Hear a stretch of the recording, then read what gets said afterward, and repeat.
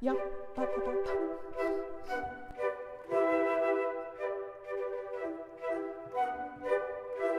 People love flute choirs because there's always people that maybe played before in high school and then they want to play later on in life.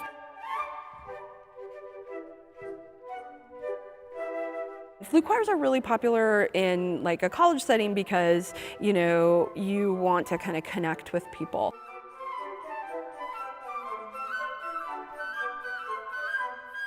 Perfect. And I thought, hey, let's open it up to anybody who wants to be part of it. And we've gotten, high school students in the area that want to play, my college students at UMD, also some other area college students. It's totally open to anybody who wants to participate. We do a little small fee so we can buy more music. And it's just a fun way for people to connect, create community through music. Hey, nice. Okay, let's go on to the march. We start at 8, we end at 9, and all that happens in between 8 and 9 is very deliberate. And you can see that she's working a lot on building that music community so that, it becomes a really good ensemble. So play out, please. 1 and 2.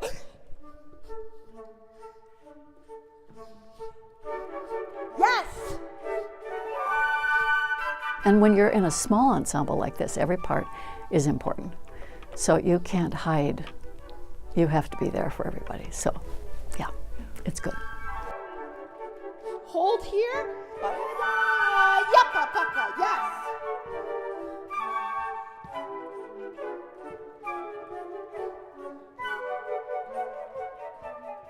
I try to make it kind of a good balance of, we've got an easy piece, something everybody can get into. Maybe it's the Nutcracker that we rehearsed last night. Or maybe it's a more contemporary piece called Unsettled Weather that has like this extended technique. So I feel like I try to balance like really challenging music with something that everybody can kind of get into. The very difficult pieces have a tendency to make us perhaps a little bit more nervous or whatever. But if we've got a good director in front of us who is encouraging us and helping us along, that's absolutely wonderful. Good. Okay, let's practice a couple of spots. Can you look at measure 6, 18, 19, 20, 21? Can I hear 21? I'm Paula Gudmundson. I teach flute at the University of Minnesota, Duluth. I'm originally from Costa Rica, and I've lived throughout the United States, but most recently lived in Minneapolis for about 10 years, went to the University of Minnesota, and then moved to Duluth about 6 years ago to take a job at the University of Minnesota, Duluth. Coming up here, it's colder. That was my first concern. But definitely one of my concerns was leaving such a strong core of people that I had in Minneapolis and had developed. I worked at a community music school in Minneapolis, one of the largest in the country, and I really loved my life there. But this opportunity gave me the opportunity to work with college students and to kind of bring my background in teaching flute and other interests that I had. And so that's kind of what brought me to Duluth. My first year was really difficult because people in Minnesota they're not unwelcoming, but they're not super welcoming, And I think looking for avenues to create sort of those pathways to encounter people in a lot of ways is what you kind of have to do. 1, 2, 1 and 2. And really kind of putting yourself out there in terms of like, let's try this. I'm not married to any one idea being the only idea. And so I think just trying things out, I definitely have had some things that have flopped and thought, well, I'm not going to do that again. Or just, try another way of connecting with people and finding all these different ways to connect. Biggest surprise has been how much I like the natural beauty around me. I almost feel like I'm a little spoiled by all the natural beauty. When I'm here, I really try to soak it in because while I think it's really beautiful in Minneapolis, there's just so much natural beauty, and just seeing the lake is just kind of really awe-inspiring all the time to me.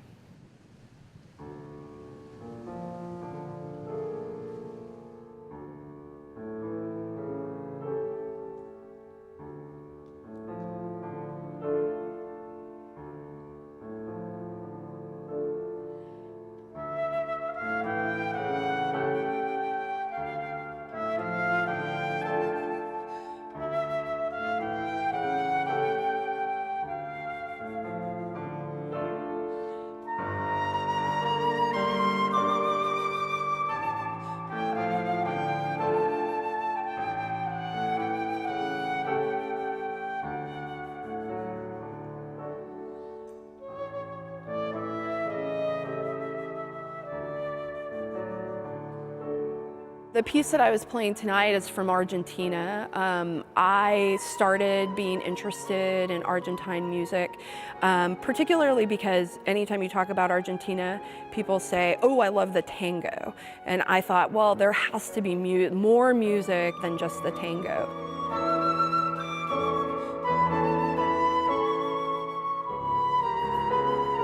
I found this article about a composer, and it ended up being a family of composers. So the grandfather was Amancio Alcorta, and then this piece was written by Alberto Williams.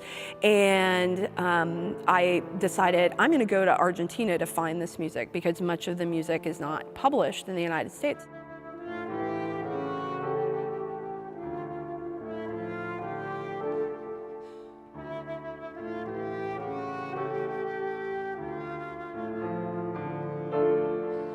I got a grant from the Minnesota State Arts Board, and I went down to Argentina for 2 weeks and basically collected as much music as I could get.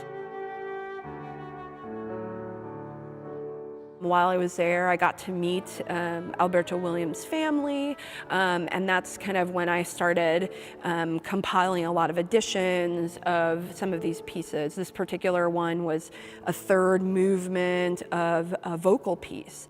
And I thought, hey, I want to do an arrangement for flute and piano.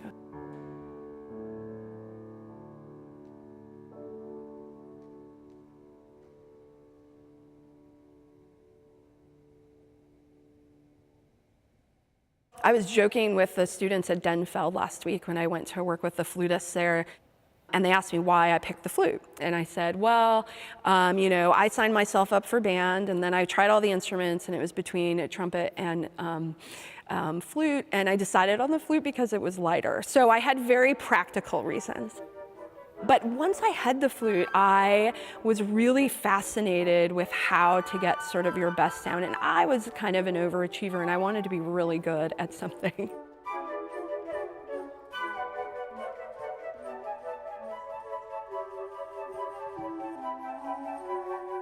To be honest, I really like bringing people together. I think that's really, for me, it's all about creating community.